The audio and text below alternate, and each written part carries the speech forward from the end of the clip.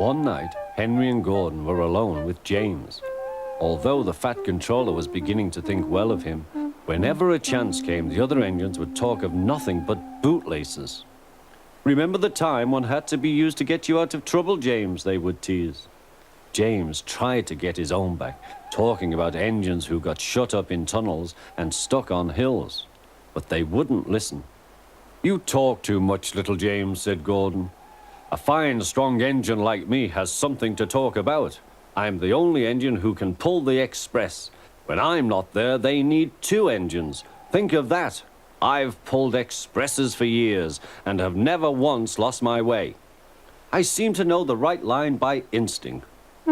Every wise engine knows, of course, that the signalman works the points to make engines run on the right lines, but Gordon was so proud he had forgotten. "Wake up, James," said Gordon next morning. "It's nearly time for the express." "What are you doing? Odd jobs?" "Oh, well, we all have to begin somewhere, don't we? Run along now and get my coaches. Don't be late." James went to get Gordon's coaches. They were all shining with lovely new paint.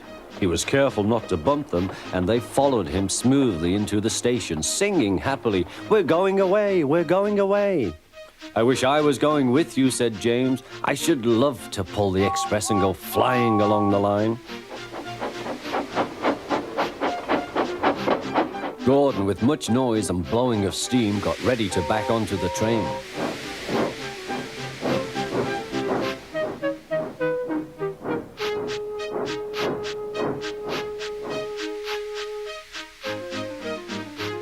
The Fat Controller was on the train with other important people, and as soon as they heard the guard's whistle, Gordon started.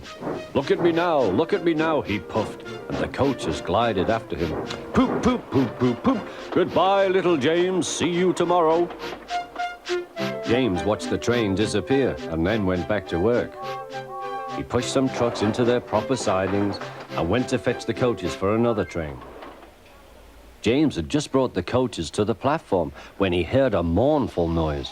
There was Gordon trying to sidle into the station without being noticed. "Hello, Gordon. Is it tomorrow?" asked James. Gordon didn't answer. He just let off steam feebly. "Did you lose your way, Gordon?" said James. "No, it was lost for me.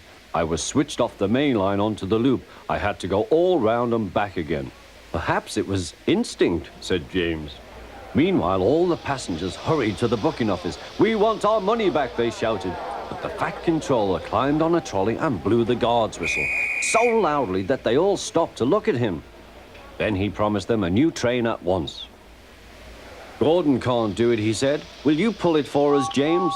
"Yes, sir, I'll try."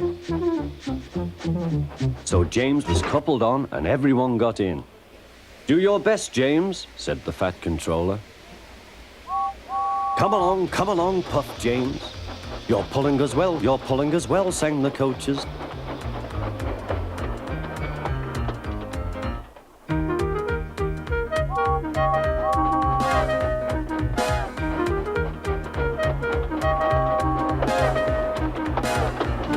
Bridges and stations flashed by, the passengers cheered, and they soon reached the station. Everyone said thank you to James, and the Fat Controller was very impressed. "Well done," he said. "Would you like to pull the express sometimes?" "Yes, please," answered James.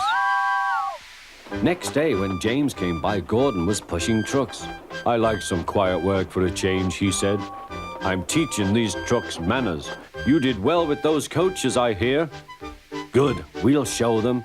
And he gave his trucks a bump. James and Gordon are now good friends. James sometimes takes the express to give Gordon a rest.